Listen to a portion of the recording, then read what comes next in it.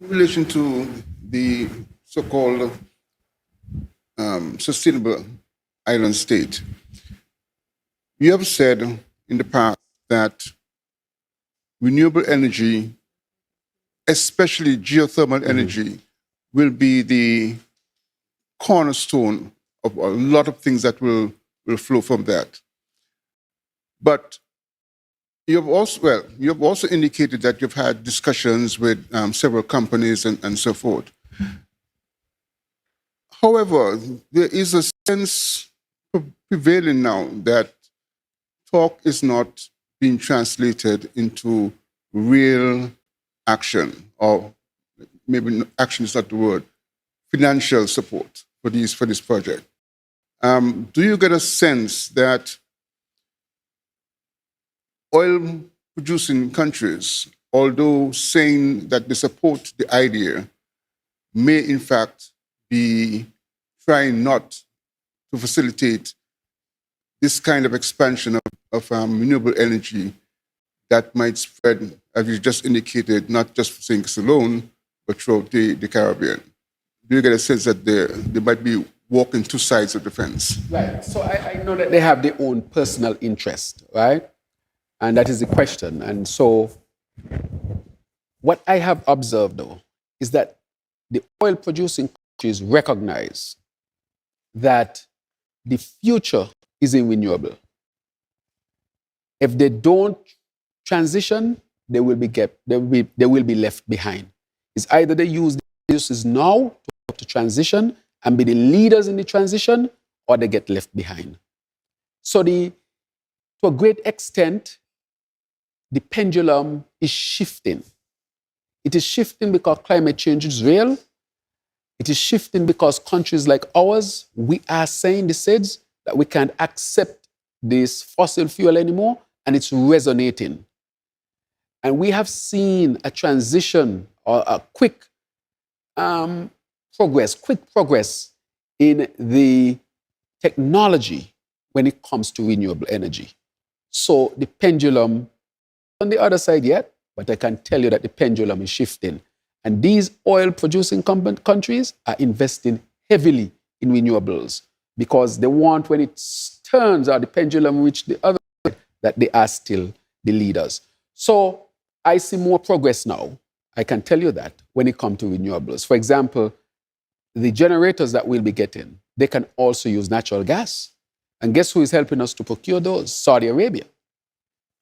But the question becomes, will Saudi Arabia now move from just the regular fossil fuel and move also to natural gas? That is what I think they're doing, right? So in a sense, I am seeing movement but with respect to these countries to move to the renewable space. And whoever gets there first is going to win. Let me say something that people don't recognize. The United States of America is investing heavily right now in geothermal. Nobody recognizes that.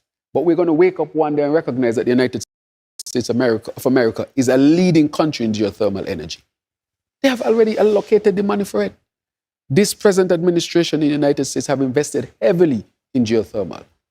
The other thing is the UK has just given a contract to Rolls-Royce to develop modular,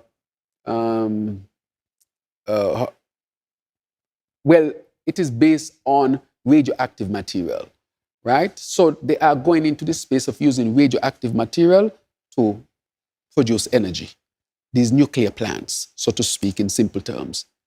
And nobody recognizes that. So in short order, the UK would say, well, we're not using fossil fuel anymore. We have now converted to modular nuclear energy plants, which are less dangerous and they emit nothing to the atmosphere, and we can manage the waste. That is what they're saying. But nobody realizes that. So in short order, you'll be surprised that the UK is now presenting to the world modular nuclear plants to resolve the energy matter, and this is clean energy. The other thing that the UK is doing is that they have now introduced a 14 megawatt wind turbine from Siemens, the same company we are discussing with to help us to do the connections between the islands. 14 megawatts, one wind turbine. So while that question is a relevant question, and it might have been very relevant maybe 10, 15 years ago, Because, the other thing that is driving this is a war in the Middle East, and if the energy costs go up, everything goes up in St. Kitts and Nevis, say nothing we can do about it, principally. So that is critically important. 2, nobody can hold anything around your neck because they can't stop the sun from shining or the wind from blowing. Or if you have a volcano, as in the case of Nevis, from producing heat. Independence is what we're talking about. 3, the energy is much cheaper. Very much cheaper. So it means, therefore, it creates fiscal space to do anything else. For us, 60 cents per kilowatt is a killer for us here in St. Kitts and Nevis. Can you imagine if we get renewable energy as 2/3, 1/3 the cost? That would stabilize us. If you look at the IMF report, that would stabilize us almost immediately. And therefore, that is why we are pursuing it. So that's a very good question, but I see the pendulum moving because people are recognizing, 1, we have to save the planet, but 2, this is actually cheaper, safer, and it creates more predictability in terms of stability of energy cost. And that predictability is critically important to manage the vulnerability of any country. If tomorrow they said the oil cost gone up twice as much, we have no control over that. We have to find the money to keep the lights on, which would sacrifice fixing a lot of other things or doing a lot of other things. But if we get renewable energy, well, you over there and your capital price is right, that's okay, but the sun is still shining. And we can extract the energy from the sun. The volcano in Nevis will still be producing heat. The wind will still be blowing. That is why I'm saying to our people, we need to transition. We need to transition to a sustainable island state. Energy has to be at the center. And we have to get wind, solar, geothermal. That is why I've said, when it comes to Nevis, I'm not going to play any politics. People are saying, some people in the past used to say Nevis will benefit more and St. Kitts has to go up front. So what? Both of us will benefit. It's over on Nevis, so it's right there. But why should we deny ourselves such an excellent resource to make life better for people in St. Kitts and Nevis? And we are going to be arguing over petty things, important things, but in the grand scheme of things might seem petty. You bring somebody from outside and they look at the resource in Nevis and they can't understand why you're not developing this, why you didn't do it 20 years ago. People from outside are saying, what is wrong with the people in St. Kitts and Nevis? You have something here that can make you rich, transform your economy, all of you live good, and you're arguing over St. Kitts, Nevis, this, that, CCM, NRP, Labour, PAM. I'm not playing that game. Not me. I want the energy for our people. Because I ain't going to be a politician all the days of my life. You want when you turn on the light and your bill come, the bill is reduced. You can attract companies to come to St. Kitts and Nevis. The people in St. Kitts and Nevis can live much better lives because they have access to energy. Energy means water, it means food, it means physical space, it means opportunities. That is what this is all about. And that is why we have to take the petty politics out of it. And St. Kitts and Nevis must strive to become energy independent. That would be my thrust. And that is why I'll partner with the NIA and the people of Nevis. And the people of St. Kitts and Nevis need to come to a consensus that together we are going to develop this and put the politics out of this so that all of us can benefit. I hope that we reach that level of maturity now to understand the bigger picture. You know, sometimes you see some old buildings in town and they said family members fighting over it. They're fighting over the building and the building is dilapidated.